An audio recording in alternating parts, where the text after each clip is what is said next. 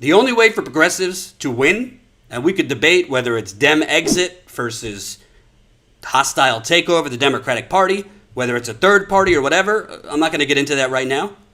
The only way for the progressive movement to win is not what Ocasio-Cortez is doing right now. It's not what Bernie did, going on a unity tour with Tom Perez. It's not what Bernie did, like doing legislation with Chuck Schumer in the years between his 2016 loss and now. It's not playing nice with the Democratic establishment and hoping they'll be fair to you. No, you're not going to defeat a Democratic cartel that the media is enabling by trying to establish relationships with them and normal politics. Let me play a clip from Lawrence O'Donnell when he was not corrupt. This is years ago. If you want to pull the party, the major party that is closest to the way you're thinking, to what you're thinking, you must show them that you're capable of not voting for them. If you don't show them you're capable of not voting for them, they don't have to listen to you. I promise you that. I worked within the Democratic Party. I didn't listen or have to listen to anything on the left while I was working in the Democratic Party because the left had nowhere to go. I'm sure Lawrence O'Donnell today will say, that wasn't me. I don't know who that guy was. The truth is, you are not going to bend Nancy Pelosi or Chuck Schumer or Tom Perez, who will eventually be replaced and with another corrupt person. You're not going to bend Chris Matthews and Jennifer Rubin and any of these people to you by courting them, which by all reports, Ocasio-Cortez now is trying to establish relationships. Well, Elizabeth Warren entered politics in 2012, by all accounts, as a fierce progressive. She got corrupted because she thought, well, if I'm inside the room, if I play nice, if I court them, if I don't try a hostile takeover, but I try working within the system, an inside-outside strategy, I could get some of what I want done. Well, how's that working out for Elizabeth Warren? Who's not a progressive any longer. Maybe she used to be, not anymore. Frankly, I think Bernie Sanders after 2016 felt, well, they clearly tried to screw me. They clearly did screw me.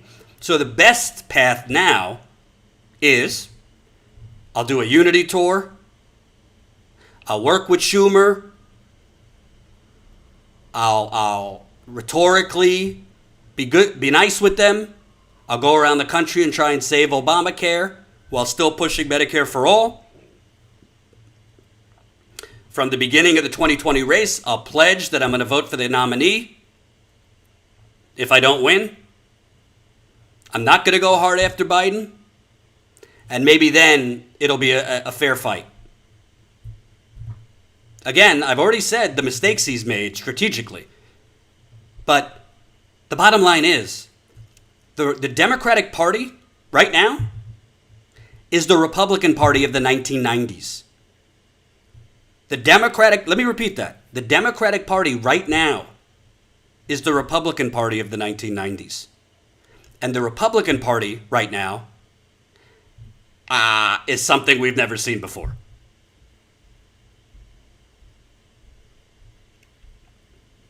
You're not going to bend the Republican Party of the 1990s, which is what the Democratic Party is now, by establishing relationships with them. You're not going to bend them by doing unity tours. You're not going to get them to provide, maybe you'll get them to provide crumbs, but the days of crumbs are long over. I have never told people how to vote. I didn't tell you how to vote in 2016. I'm not going to tell you how to vote now. You vote however you want to vote. I'm also not going to be a seasonal progressive. I'm going to be criticized for continuing to cover Biden and the Democratic Party critically. I'm going to be called a Trump enabler. You're, enabling Trump to be reelected. Whatever. Let them criticize me. I think Trump needs to be defeated, but I'm a journalist. My job is not to defeat Donald Trump. It's to tell the truth. Frankly, as I told somebody who reached out to me earlier, at this point, I'm not 100% convinced Joe Biden will be the candidate. I think we've all seen Joe Biden over the last year. I'm not convinced he will be the candidate. I would not doubt that they will airlift either Andrew Cuomo in, Pete Buttigieg in, Amy Klobuchar in, whoever. Maybe they'll bring Obama out of retirement. Maybe they'll bring a lot of people out of retirement. I'm not convinced Joe Biden will be the nominee. But what I will say for the progressive movement, and by the way, this is not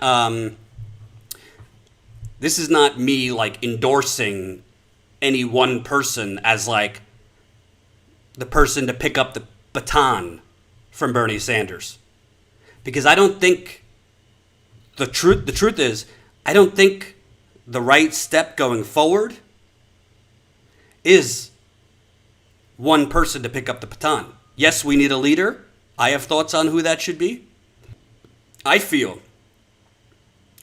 right now is a better opportunity than we had after the 2008 financial crash and before Occupy Wall Street. Right now, the progressive movement, instead of trying to work with Nancy Pelosi, Chuck Schumer, unite for Joe Biden, all that. You want real change? It is time to organize rent strikes, mortgage strikes, utility strikes, business loan strikes. It is time for economic boycotts of companies like Amazon.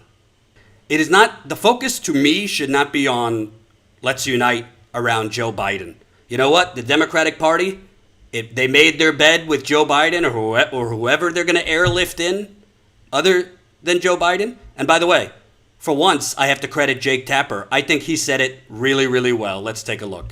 Mark McKinnon, former George W. Bush advisor, told me that actually they feared Howard Dean more because Howard Dean, even though he was less predictable, there was a starker difference between Howard Dean and George W. Bush, and he was drawing much bigger crowds than John Kerry was able to. And Howard Dean, we had him on the Sunday show, and Howard Dean said, "Now you tell me." But the point is that when you have the Democratic electorate deciding that they are all a bunch of Rachel Maddows and Chris Hayes and the like, that they're just progressive pundits, and they're going to pick out who is the best one. Maybe they don't necessarily always know what they're doing. Yeah. So first of all, I couldn't think of a better slogan for the Democratic Party. Maybe they don't always know what they're doing, although I do think the establishment knows exactly what they're doing, because they'd rather keep Bernie Sanders or the progressives out of the White House and have a fascist in the White House. But I will say this, and frankly, Bernie has already showed. I love Bernie. I'm not going to get on the Bernie's a fraud, Bernie's a sellout train. I think the people saying that, frankly, are ridiculous. I understand their anger and frustration. They are turning it on the wrong people, the wrong person.